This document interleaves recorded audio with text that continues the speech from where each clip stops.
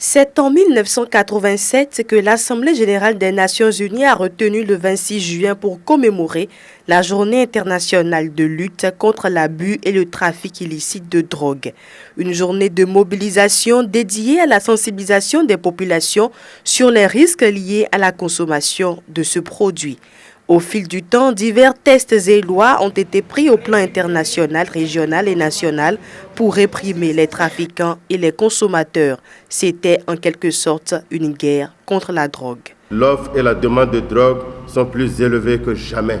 Et selon l'Office des Nations Unies contre la drogue et le crime ONU-DC, lui-même, le système de contrôle des drogues a entraîné des conséquences négatives importantes. Notez.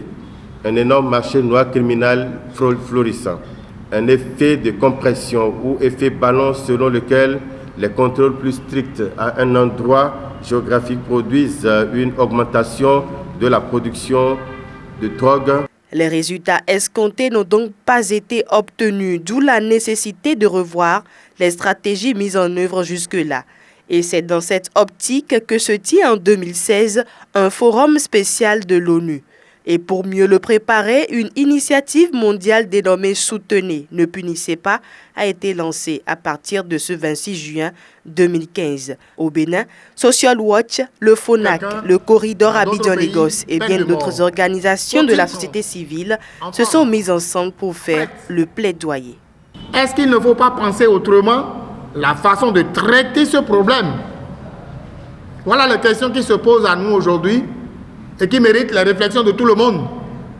Retenez tous ensemble ici qu'il n'y a jamais de trafic de drogue sans corruption. C'est pas vrai.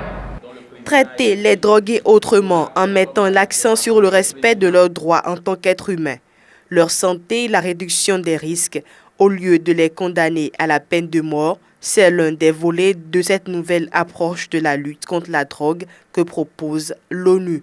En attendant qu'elle ne soit finalisée en 2016, la sensibilisation a déjà commencé au niveau des gouvernants et de la police.